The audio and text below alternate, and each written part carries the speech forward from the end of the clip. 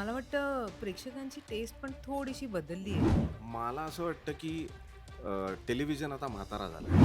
19 वर्षापूर्वी मी माझ्या आयुष्यातली पहिली मालिका केली. टेलिव्हिजन बघणारा जो ऑडियन्स होता ना, तेव्हा तो यंग होता. हं. नवीन कॉलेजमध्ये किंवा ऑफिसेसमध्ये काम करणारे लोक नाही बघत डेली नाही. सोप फार. सांग तू येशील का, येशील का.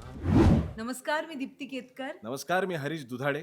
आणि तुम्ही पाहताय टेली टेली चक्कर चक्कर रिजनल. रिजनल. OTT वरती पण एवढे सगळे आता येतात सगळे आणि आजकालच्या जनरेशनचा आहे. सो त्याच्यामुळे पण ड्रास्टिक चेंज करेक्ट. आला आहे. मला वाटतं प्रेक्षकांची टेस्ट पण थोडीशी बदलली आहे असं मला वाटतं. मला असं वाटतं की टेलिव्हिजन आता म्हातारा झालाय. हं. कारण जेव्हा 19 वर्षापूर्वी मी माझ्या आयुष्यातली पहिली मालिका केली होती आणि हा मेजर चेंज मला वाटतो, हं. की पूर्वीच्या मालिकांमध्ये ना एक कॉलेजमध्ये जाणारा नायक असायचा. मग त्यांची कॉलेजमध्ये आधी लव्ह स्टोरी व्हायची. हं. मग ते पुढे जाऊन लग्न करायचे. हं. मग त्यांचा लग्नाचा सिक्वेन्स व्हायचा. आता जर तू साधारण मालिका पाहिल्या तर लग्न झालेले कपल्स आहेत. हं. हं. आणि राइट. त्यांची लव्ह स्टोरी आणि म्हणजे सुरुवातच अशी आहे की त्यांचं लग्न झालंय हं. हं. किंवा त्यांना मुलं तरी आहेत. आई-वडील आता म्हातारे वगैरे असे दिसतच नाहीत तुला हं. किंवा दिसले तरी मग एक अगदीच एज असलेली आई आहे. कारण मला माहिती आहे की मी ज्या लीड म्हणून काम केलेले डेली सोप्स आहेत, त्यात मी कॉलेजमध्ये असतानाचे वगैरे हे मॅक्सिमम केलेत. हं. लग्नात हं. ते दोघं एकमेकांना भेटणं, हिरो-हिरोईन आणि प्रेमात पडणं हा एक जर्नी असायचा. आणि हा जर्नी थोडा नाही, किमान 3-3.5 महिन्याचा जर्नी हं. असायचा. हं. सो आता काय हे होण्यामागचं मेन कारण मला असं वाटतं, की टेलिव्हिजन बघणारा जो ऑडियन्स होता ना, तेव्हा तो यंग होता. हं.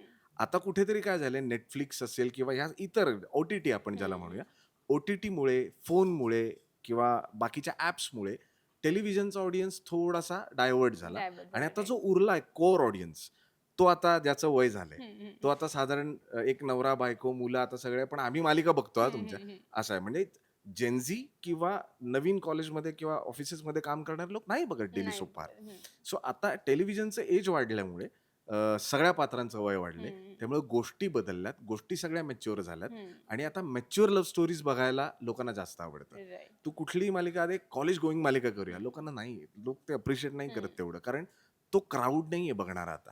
आता ते लोक शिफ्ट झाले. आता ते फोनवर बघतात. ते जाता राइट. येता लोकलमध्ये बघत असतात. हं. त्यामुळे हा हं. मेजर चेंज मला वाटतो, हं. की हं. डेली सोपचं वय वाढलंय. म्हणजे टेलिव्हिजनचं वय वाढलंय. ह्यांचं जशी पर्सनॅलिटी आहे. कारण की आम्ही पण बघतो सीरियलमध्ये तर एकदम स्ट्रिक्ट पर्सनॅलिटी. तुम्हाला बरोबर. आत्ता बघून पण मला एकदम अशी स्ट्रिक्टवाली वाइबच येते. कसे आहे ते सेटवरती? नाही, नाही, एकदम ऑपोझिट आहे. म्हणजे त्याला कधी-कधी असं कंट्रोल करावं लागतं. असे दिग्दर्शक पण करतात. मी पण कधी म्हणते, "नको, नको हरीश चल ना, चल ना, मस्ती नको, मस्ती नको. आता आपण सीन करूया, सीन करूया." No, no, he is very funny, he is very fun loving. त्याचं एक गोष्ट मला काय आवडते, की असं कोण नवीन कॅरेक्टर आलं, म्हणजे नवीन आर्टिस्ट येतं, हं, हं. कॅरेक्टर आर्टिस्ट येतं, तो कधी त्यांना असं लेट डाउन नाही करत. हं, हं, हं. कदाचित मला सोडून इतरांना करेल आमच्या ओळखीच्यांपैकी, पण समोर जर कोण आला ना, की हं, त्यांना हं. असं समोरचा जर फंबल मारत असेल, तर तो सांभाळून घेतो. हं, ते मला हं. आवडतं. तर he is very easy to work with. एकदमच छान आणि आमचे सीन कमाल होतात. मग ते किती मोठे सीन असलो, "हां, हरीशाना ठीक आहे, चल करून हं, टाकूया." हं. पटकन ते होऊन जातं.